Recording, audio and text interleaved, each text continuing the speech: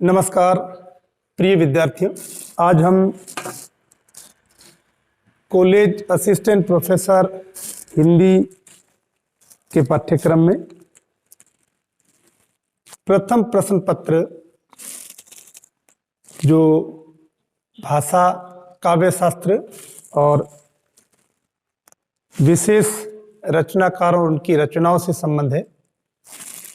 5 इकाइयाँ हैं, उनमें से प्रथम इकाई जो भाषा विज्ञान से संबंध है, इस पर बात करेंगे। पाठ्यक्रम आपने देख लिया होगा और जो असिस्टेंट प्रोफेसर हिंदी की तैयारी कर रहे हैं और पाठ्यक्रम नहीं देखा है तो उनसे मेरा निवेदन है कि पहले आप पाठ्यक्रम देख लें, क्योंकि जिस मंजिल को प्राप्त करना है, जिस लक्ष्य तक पहुंचना है, उसके रास्ते पहले तलाशने होते हैं। आप हिंदी विषय से असिस्टेंट प्रोफेसर बनना चाहते हैं तो आपको हिंदी विषय का पाठ्यक्रम अच्छी तरह से देख लेना चाहिए। ऊपर ऊपर ही नहीं देखना है, बल्कि अंदर के जो टॉपिक्स है उनको भी देखना है कि कौन कौन से बिंदु है और मेरे पास क्या सामग्री है उसके लिए। अगर सामग्री नहीं है तो उसको कलेक्ट किया जाए, संकलित किया जाए और फिर एक बार सरसरी नज़र से उसका अध्ययन किया जाए, ऊपर से उसको पढ़ लिया जाए और सेकंड टाइम आप उसे गहन अध्ययन करते हुए स्वयं के नोट्स बनाएं और जहां आपको लगे कि बाधा उत्पन्न हो रही है या समझ से परे हैं तो आप किसी का सहारा ले सकते हैं। मैंने आपसे पहले बताया था कि आप किसी भी परीक्षा की तैयारी करें, एक रणनीति के तहत तैयारी करेंगे तो आप निश्चित रूप से सफल होंगे। और रणनीति में मैंने 2 बातें बताई थी कि सबसे पहले आपको पाठ्यक्रम अपने सामने रखना है, पाठ्यक्रम को अच्छी तरह से देखना है और ये समझना है कि ये बिंदु है पाठ्यक्रम में, उस आधार पे तैयारी करनी है। और सेकेंड स्टेप जो आपका होगा वो ये होगा कि इस पाठ्यक्रम पर आधारित इससे पहले जो परीक्षा हुई है उसके प्रश्न पत्र देखें, उनमें किस तरह के प्रश्न पूछे गए हैं। जरूरी नहीं कि वही के वही प्रश्न उस तरह के प्रश्न आए, लेकिन एक आइडिया आपके सामने होगा कि इस तरह से मुझे पढ़ना है। अन्यथा आप पढ़ते जाएं तो उससे कोई फर्क नहीं पड़ेगा। एक रणनीति के तहत एक समझ के आधार पर पढ़ना जरूरी होता है, क्योंकि हजारों लाखों की संख्या में जब बहुत कम भर्ती आती है तो ऐसी स्थिति में औरों से हटकर काम करना होता है, उसी में ही सफलता मिलती है। तो आज हम सीधे टॉपिक की बात करेंगे। हमारे प्रथम प्रश्न पत्र में प्रथम इकाई भाषा से संबंध है, हिंदी भाषा का उद्भव एवं विकास, और इसमें आपके सीधे टॉपिक्स दिए गए हैं। अपभ्रंश, अवठ और पुरानी हिंदी, तीनों का रूप, तीनों के संबंध में सामान्य जानकारी। फिर आपके हिंदी का जो व्यापक रूप है, जिसमें हम 17 बोलियों का या 18 बोलियों का प्रयोग करते हैं, उनमें 4 महत्वपूर्ण हैं: खड़ी बोली, अवधी, ब्रज और चूंकि राजस्थान कॉलेज शिक्षा में असिस्टेंट प्रोफेसर की भर्ती है तो इसमें राजस्थानी को भी लिया गया है। वैसे परीक्षाओं में खड़ी बोली, अवधी, ब्रज का अक्सर पूछा जाता है और इस पाठ्यक्रम में राजस्थानी बोली का भी पूछा जाएगा। इनका साहित्यिक भाषा के रूप में विकास, तो इस तरह से आपको इन 4 बोलियों का, अवधी, ब्रज, खड़ी बोली, राजस्थानी का साहित्यिक भाषा के रूप में विकास, इसका अध्ययन करवाएंगे। फिर हिंदी की बोलियां हैं, उनका सामान्य परिचय, कौन सी बोली कहाँ से निकली है और उसका क्षेत्र क्या है, उसकी मुख्य विशेषताएं क्या है, इस तरह से प्रश्न पूछे जा सकते हैं। फिर हम बात करेंगे राजभाषा के संवैधानिक प्रावधानों की, जो कॉमन टॉपिक है, फैक्चुअल है, आपको याद रखने होंगे। अनुच्छेद 120, 210, अनुच्छेद 343 से 351, उनकी क्या क्या विशेषता, एक प्रश्न अक्सर पूछा जाता है। और फिर आपके मानक हिंदी और फिर देवनागरी लिपि की विशेषताएं, उसका मानकीकरण। फिर आपके व्याकरण के टॉपिक है शब्द निर्माण से संबंधित संधि, समास, उपसर्ग, प्रत्यय, और वाक्य से संबंधित वाक्य भेद, शब्द शुद्धि और वाक्य शुद्धि। और आज हम बात करेंगे हिंदी भाषा का उद्भव और विकास, जो हमारे टॉपिक लिखा गया है हिंदी भाषा का उद्भव एवं विकास।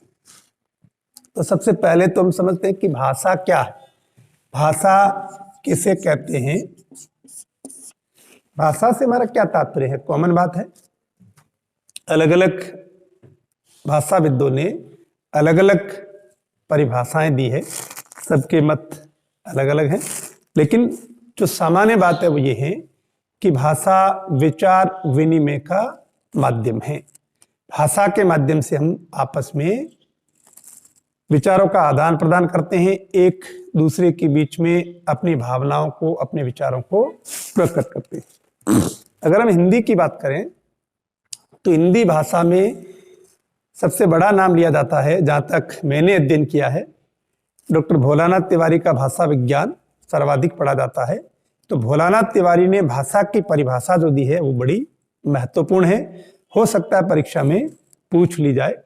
देखिए, हमारे पाठ्यक्रम में सीधा हिंदी भाषा के उद्भव एवं विकास है, लेकिन हिंदी भाषा के उद्भव तक जाने के लिए हमें एक रास्ता चुनना होगा कि ऐसा तो नहीं कि हम सीधे ही हिंदी भाषा के उद्भव की बात कर दें कि 1000 ईस्वी के लगभग हिंदी आई और सीधा आगे ले लें। इससे पहले एक जो पृष्ठभूमि होती है उसको लेना जरूरी है। तो हम भाषा की बात करें और भोलानाथ तिवारी के भाषा विज्ञान में जो भाषा की परिभाषा दी गई है उसकी अगर हम बात करें तो भोलानाथ तिवारी क्या कहते हैं, भाषा उच्चारण अवयवों से उच्चरित यादृच्छिक ध्वनि प्रतीकों की वह संरचनात्मक व्यवस्था है जिसके द्वारा हम आपस में विचारों का आदान प्रदान करते हैं।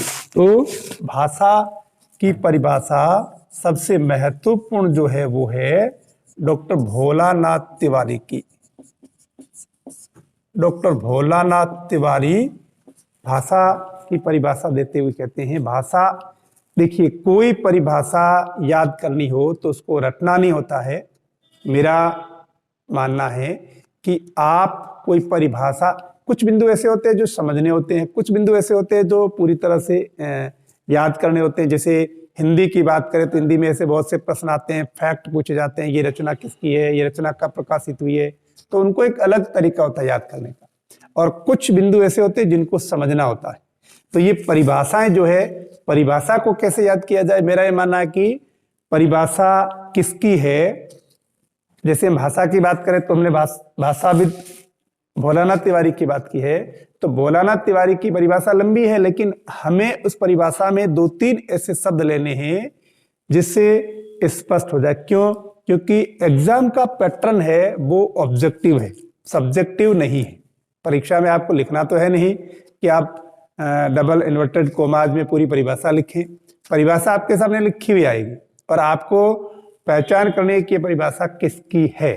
तो इस आधार पे आप कोई भाषाविद की, कोई व्याकरण की परिभाषा देखें तो उसमें परिभाषा किसकी है, उनका नाम और उस परिभाषा में मुख्य शब्द कौन से हैं। जैसे हम भोलानाथ तिवारी की बात करें तो वो कहते हैं भाषा के संबंध में, भाषा उच्चारण अवयवों से उच्चरित, उच्चारण अवयवों से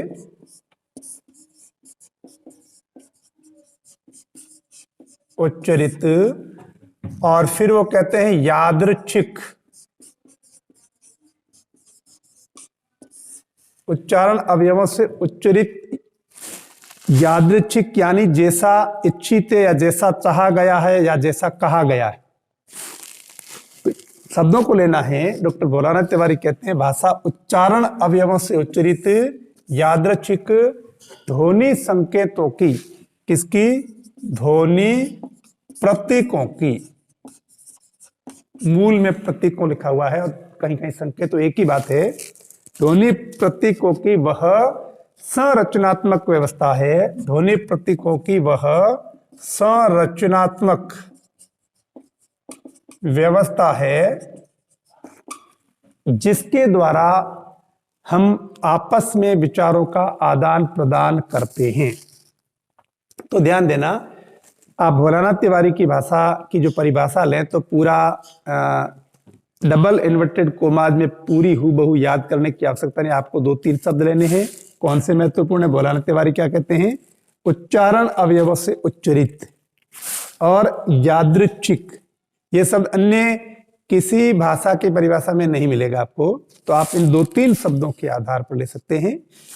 उच्चारण अवयव से उच्चरित, यादृच्छिक, ध्वनि प्रतीकों की संरचनात्मक व्यवस्था। ध्वनि प्रतीकों की वह संरचनात्मक व्यवस्था है जिसके द्वारा हम आपस में विचारों का आदान प्रदान करते हैं।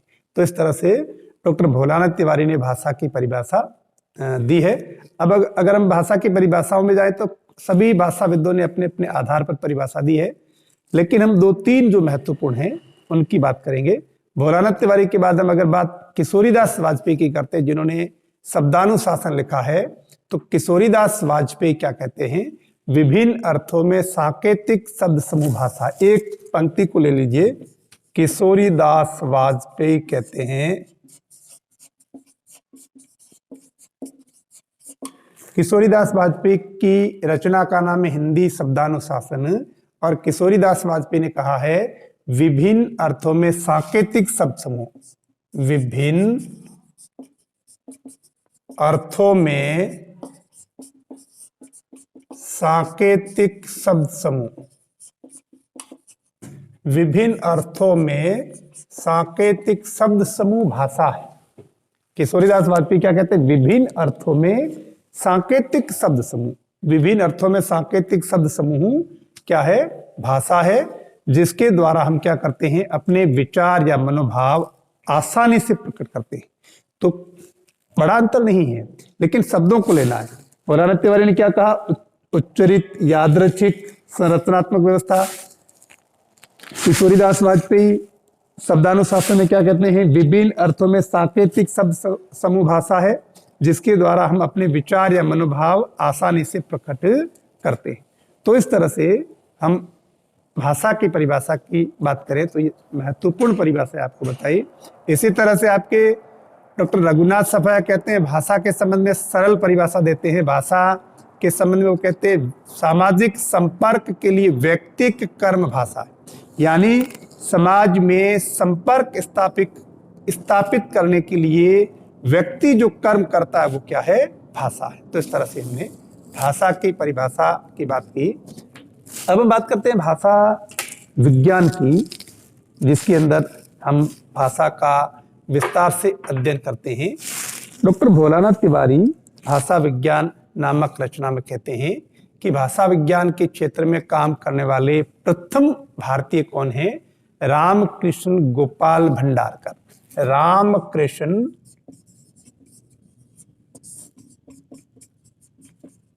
गोपाल भंडारकर।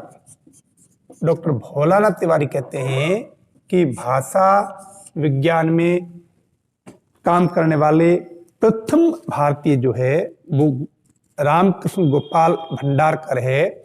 उनकी कोई रचना नहीं, लेकिन उन्होंने जो भाषा पर व्याख्यान दिए हैं वे व्याख्यान उनके जो है विल्सन फिलोलॉजिकल लेक्चर नाम से प्रकाशित हुए। विल्सन फिलोलॉजिकल लेक्चर नाम से प्रकाशित हुए हैं। और भारत में भाषा पर काम करने वालों में जॉर्ज अब्राहम ग्रियर्सन का नाम लिया जाता है। उनकी अनेक रचना है, लेकिन उनकी जो भाषा पर सर्वाधिक महत्वपूर्ण रचना है वो है लिंग्विस्टिक सर्वे ऑफ इंडिया।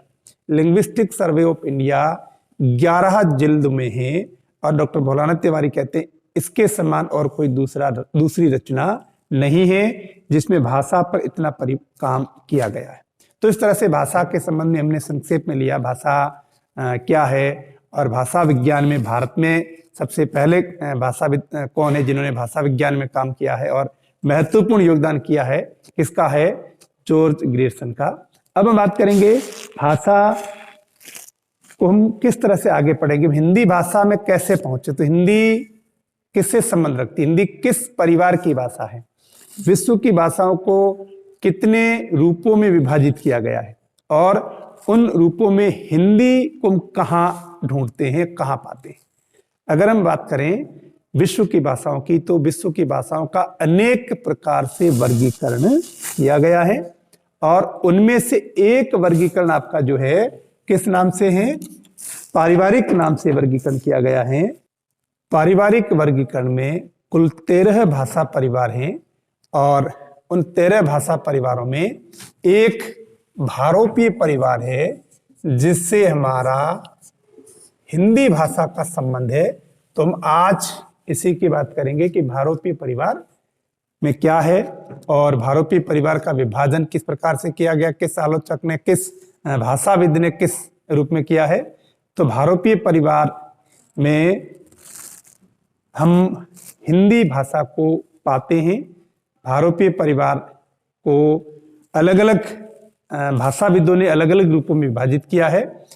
सबसे पहले हम बात करते हैं वॉन ब्रेडले की, जिन्होंने भारोपीय परिवार के 2 भेद किए हैं, केंतुम और शतम। उन्होंने 2 भेद किए हैं, केंतुम और शतम। और डॉक्टर भोलानाथ तिवारी ने भी इन्हें माना है।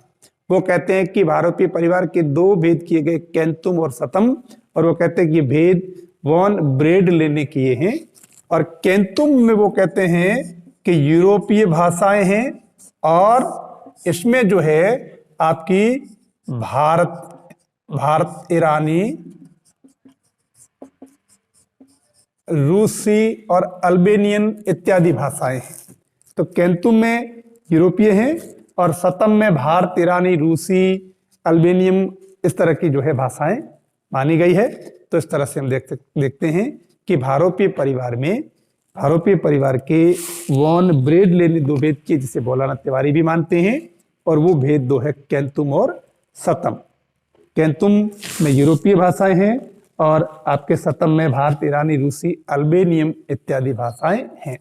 और उसके बाद में अगर हम भारत ईरानी की बात करें तो भारत ईरानी में 3 भेद किए गए हैं भोलानाथ तिवारी के इतिहास में। एक ईरानी, दूसरा दर्द और तीसरा भारतीय आर्य भाषा। यह महत्वपूर्ण है। भारत ईरानी के फिर 3 भेद, एक ईरानी, एक दर्द और दूसरा है भारतीय आर्य भाषा। हम पहले कहां गए, भारोपीय परिवार में। भारोपीय परिवार से निकलकर हम कहां आए, भारतीय आर्य भाषा में। अब हमें भारतीय आर्य भाषा के अंदर देखना है कि भारतीय आर्य भाषा का जो वर्गीकरण किया गया है वो फिर 3 प्रकार से किया गया है।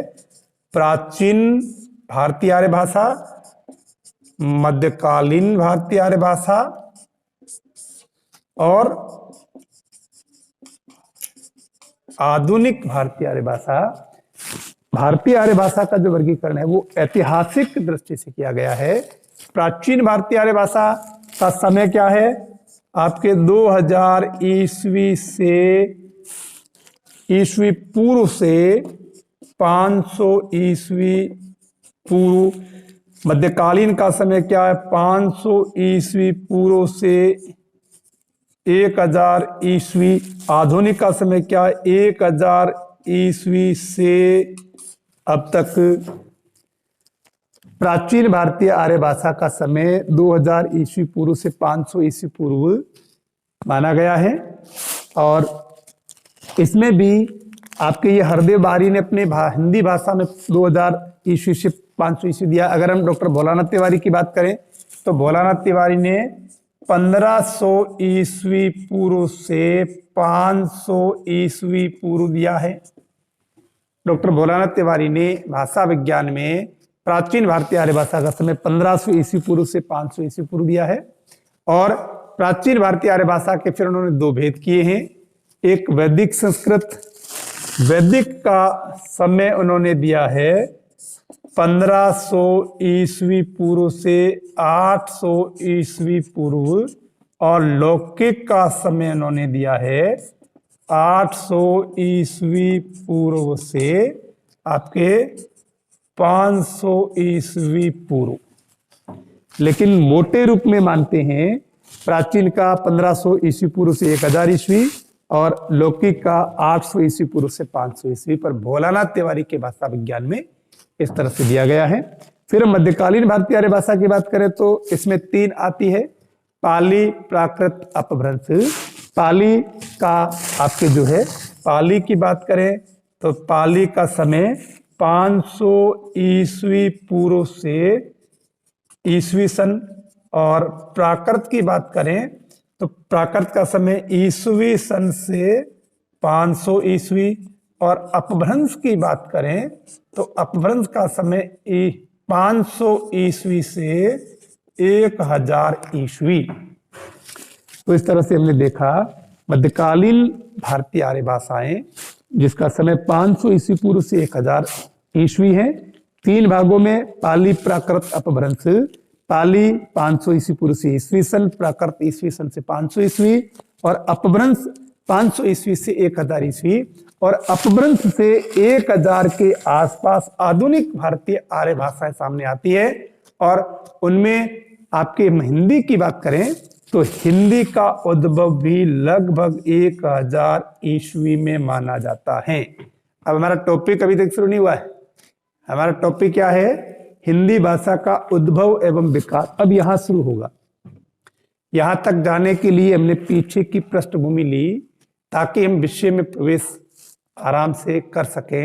एक समझ बने कि भाषा का इतिहास इस तरह से है, भाषा विज्ञान में इस तरह से हमें आगे बढ़ना है। तो यहाँ आधुनिक जो भारतीय आर्य भाषाएं हैं, चाहे वो गुजराती हो, चाहे महाराष्ट्री हो, चाहे हिंदी हो, चाहे मराठी हो, इस तरह से आधुनिक भारतीय आर्य भाषाओं में हिंदी भी एक है, और हिंदी का उद्भव लगभग 1000 ईस्वी के आसपास माना गया है। तो इस तरह से हम हिंदी की बात करेंगे, और हिंदी का उद्भव आपके लगभग 1000 ईस्वी में हुआ है, और उससे आगे हम जाएंगे। पहला टॉपिक हमारा क्या है? हिंदी का उद्भव एवं विकास। पहले हम इसी पे बात करेंगे, ये पृष्ठभूमि बनी है। फिर आपके वापस हम देखेंगे अपभ्रंश, अवट और पुरानी हिंदी। अपभ्रंश, अवट और पुरानी हिंदी। अपभ्रंश का हमने समय देख लिया। अपभ्रंश का क्या? 500 ईस्वी से 1000 ईस्वी के बीच, और 1000 ईस्वी के लगभग हिंदी का उद्भव हो गया। और हिंदी का विकास हम देखेंगे तो उसका काल विभाजन भी हम करेंगे। तो इस तरह से हमने हिंदी, अब हिंदी शब्द जो आया है, हिंदी शब्द पर बात करेंगे। और अपभ्रंश का जो रूप है वो हम आगे की कक्षा में अपभ्रंश, अवट और पुरानी हिंदी को स्पष्ट करेंगे, क्योंकि पहला जो हमारा बिंदु है वो है हिंदी का उद्भव एवं विकास। तो इस तरह से आपने देखा कि हिंदी का उद्भव कब हुआ? लगभग 1000 ईस्वी में। अब हम बात करेंगे हिंदी से हमारा क्या तात्पर्य। 2-3 बिंदुओं की बात करेंगे। हिंदी शब्द की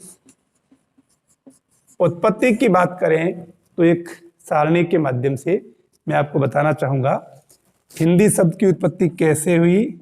आप सिंध प्रांत था, सिंध से, सिंध नदी थी, सिंध नदी से उसका नाम सिंध से सिंधु हुआ, और फिर सिंधु का हिंदू हो गया।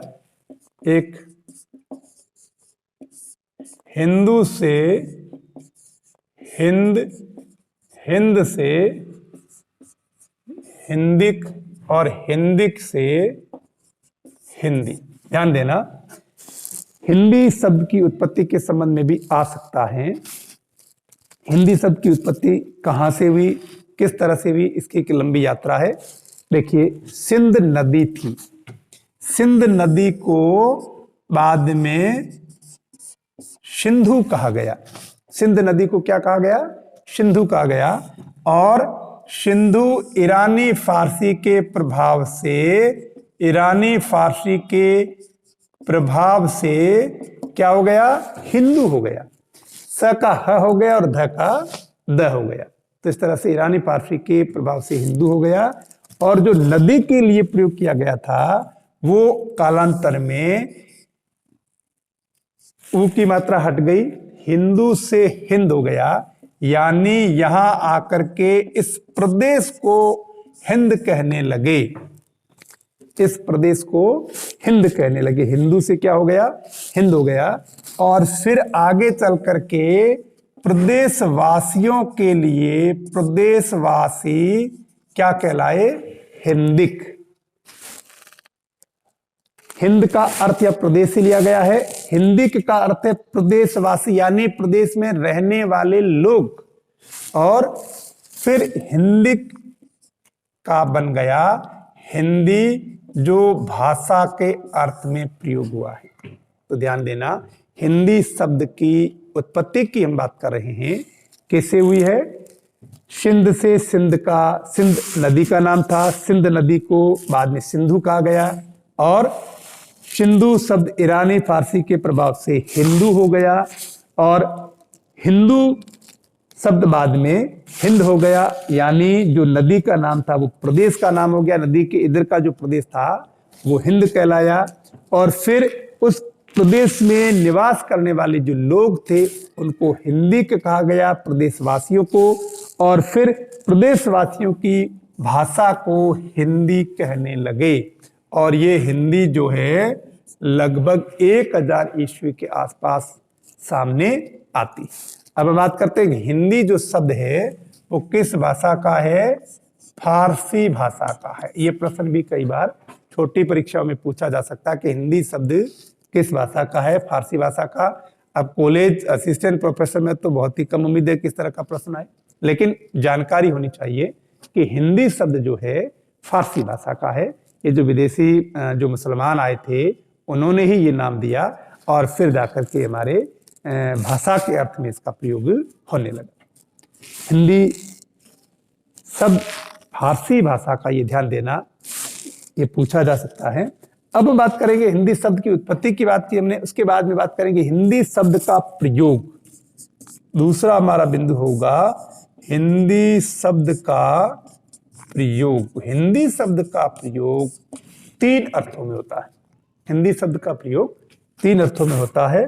एक आपका व्यापक अर्थ में, व्यापक अर्थ में से तात्पर्य है 17 बोलियों का सामूहिक नाम हिंदी। ठीक है, 17 बोलियों का सामूहिक नाम। अब 17 बोलियां कौन सी है, क्योंकि हम इसके अंदर जाएंगे तो हिंदी का जो उद्भव हुआ है वो अलग अलग अपभ्रंशों से हुआ। आधुनिक भारतीय आर्य भाषा सारी अलग अलग अपभ्रंशों से निकली है।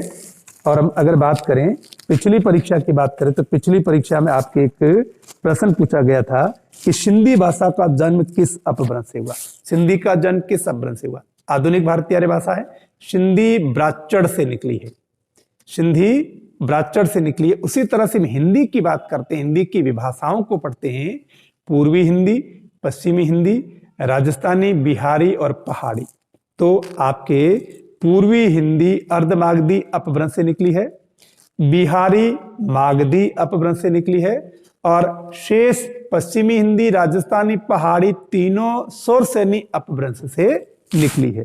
तो इस तरह से ये 17 बोलियां जो है, या 18 बोलियां, कई विद्वान 18 मानते हैं। पश्चिमी हिंदी की 5 बोलियां, पूर्वी हिंदी की 3 बोलियां, बिहारी की 3 बोलियां, जिसका विस्तार से बाद में अध्ययन करेंगे, बात करेंगे, एक सारणी के द्वारा आपको समझाएंगे। और आपके राजस्थानी की 4 और पहाड़ी की 2-3, कुछ 2 मानते हैं कुमाऊनी गढ़वाली, कुछ पूर्वी पश्चिमी करके अलग भेद करते हैं। तो इस तरह से व्यापक अर्थ में हम कह सकते हैं कि 17 बोलियों का सामूहिक नाम क्या है? हिंदी। यानी ब्रिजवासी है वो भी हिंदी भाषी है, अवधी वाला वो भी हिंदी है, भोजपुरी वाला वो भी हिंदी है, राजस्थानी वाला भी हिंदी है। तो इस तरह से हम कह सकते हैं कि हिंदी क्या है? हिंदी 17-18 बोलियों का सामूहिक नाम हिंदी है, व्यापक अर्थ में। ठीक है, किस रूप में? व्यापक अर्थ में। अगर हम बात करते हैं भाषा विज्ञान की दृष्टि से, भाषा विज्ञान की दृष्टि से हिंदी को पूर्वी हिंदी, पश्चिमी हिंदी को हिंदी माना गया है। पूर्वी हिंदी, पश्चिमी हिंदी, यानी पूर्वी हिंदी में 3 आती है, अवधी, बघेली, छत्तीसगढ़ी, और पश्चिमी हिंदी में आपके 5 बोलियां आती है, ब्रिज, बांगरू, बुंदेली, कन्नौजी, खड़ी बोली। बांगरू को हरियाणवी भी कहते हैं। तो इनको हिंदी कहा गया है। अब हम बात करते हैं तीसरा जो रूप है वो है संकुचित अर्थ में। संकुचित अर्थ में खड़ी बोली हिंदी हिंदी है। ध्यान देना, ये महत्वपूर्ण है। खड़ी बोली हिंदी हिंदी क्यों है? क्योंकि वर्तमान में जो प्रयोग है वो वर्तमान हिंदी जो मानक हिंदी के रूप में जानी जाती है, जो राजभाषा है, जो साहित्य में प्रयोग में ली जाती है, जो राजकीय कामों में प्रयोग में ली जाती है, जो एक मानक भाषा है हिंदी, वो खड़ी बोली का परिनिष्ठित रूप है। तो खड़ी बोली का मानक या परिनिष्ठित रूप है, इसलिए संकुचित अर्थ में क्या कहते हैं? खड़ी बोली हिंदी को ही हिंदी कहते हैं। अब प्रश्न ये भी पूछा जाता है कि हिंदी का उद्भव किस अपभ्रंश से हुआ। हमने आपको बताया 3 है, मागधी, अर्धमागधी, सौरसेनी। लेकिन आपके ऐसा प्रश्न आता है तो उसका उद्देश्य ये होता है कि हिंदी का अर्थ मान लिया जाता है संकुचित अर्थ, और संकुचित अर्थ में लिया जाता है खड़ी बोली का मानक रूप हिंदी। और खड़ी बोली का मानक रूप हिंदी के संदर्भ में जब प्रश्न पूछा जाता है कि हिंदी का उद्भव किस अपभ्रंश से हुआ, तो आपका उत्तर क्या होगा? खड़ी बोली किस वर्ग में आती है? खड़ी बोली पश्चिमी हिंदी वर्ग में आती है, यानी विभाषा पश्चिमी हिंदी है। और पश्चिमी हिंदी किस अपभ्रंश से निकली है? पश्चिमी हिंदी सौरसेनी अपभ्रंश से निकली है। इसलिए यह प्रश्न भी महत्वपूर्ण है कि हिंदी का उद्भव किस अपभ्रंश से वही आता है, तो उसका उद्देश्य पूछा जाता है संकुचित अर्थ में। और संकुचित अर्थ में होता है खड़ी बोली का मानक रूप हिंदी, और खड़ी बोली पश्चिमी हिंदी से निकली है, और पश्चिमी हिंदी सौरसेनी अपभ्रंश से सामने आई। तो इस तरह से हमने देखा, हिंदी शब्द की उत्पत्ति की बात की, हिंदी शब्द का प्रयोग 3 अर्थों में होता है इसकी बात की। अब हम बात करेंगे हिंदी का विकास। हिंदी का विकास जो है,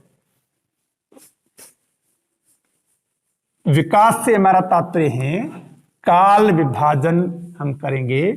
जैसा हमने आधुनिक भारतीय आर्य भाषाओं को देखा था, उसी तरह से आपके हिंदी का जो विकास है, यानी जो काल विभाजन है, वो हम लेंगे। और हिंदी के विकास की बात करें, हिंदी का विकास, तो हम इसका पहले हिंदी का इतिहास, हिंदी भाषा का इतिहास भी 3 भागों में विभाजित किया गया है, जिसे आदि काल या प्रारंभिक काल कहते हैं, और दूसरा है मध्यकाल, और तीसरा है आधुनिक काल। इस तरह से हिंदी का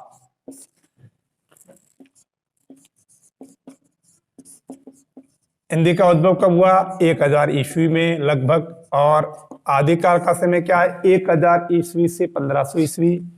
मध्यकाल का समय क्या? 1500 ईस्वी से 1800 ईस्वी। और आधुनिक काल का समय क्या है? 1800 ईस्वी से आगे अब तक का समय। अब हम शॉर्ट में बात करें, आदिकाल या प्रारंभिक काल 1000 ईस्वी से 1500 ईस्वी, और इसमें आपके डिंगल पिंगल शैलियां ये महत्वपूर्ण थी। और इस समय में अपभ्रंश की प्रधानता रही, क्योंकि आपका जो हम साहित्य पढ़ते हैं, सिद्ध साहित्य, जैन साहित्य, नाथ साहित्य, कुछ रासो ग्रंथ है, तो कुछ गद्य की रचनाएं हैं, ये अपभ्रंश से या अपभ्रंश से प्रभावित है। तो ये मोटे रूप में हम कह सकते हैं कि आदिकाल में जो है 1000 से 1500 ईस्वी का समय से डिंगल पिंगल, अपभ्रंश, मैथिली, इनकी प्रधानता रही, क्योंकि विद्यापति की पदावली भी मोटे रूप में इस समय आती है, वो मैथिली भाषा में लिखी गई है। तो आदिकाल या प्रारंभिक काल का समय जो है 1000 से 500 ईस्वी, इसमें अपभ्रंश की प्रधानता, डिंगल पिंगल शैलियों का प्रयोग हुआ है, और आपके मैथिली का भी प्रयोग हुआ है।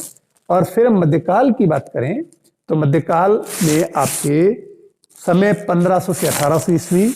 मध्यकाल में ब्रज अवधि की प्रधानता रही है, ब्रज अवधि की प्रधानता रही। ध्यान देना, ब्रज अवधि का प्रयोग पहले भी हुआ आदिकाल में। आदिकाल का समय अगर हम 1500 तक लेते हैं तो ब्रज अवधि वहां भी मिलती है, क्योंकि हम कबीर की बात करें तो कबीर 1398 में हुए हैं, और फिर जायसी भी आपके 15वीं शताब्दी में हुए, तो उन्होंने प्रयोग किया था। लेकिन आदिकाल के अंतिम जो है समय में अवधि ब्रज सामने आई। लेकिन अवधि ब्रज का जो मुख्य प्रयोग हुआ मध्यकाल में हुआ 1500 से 1800 के बीच में।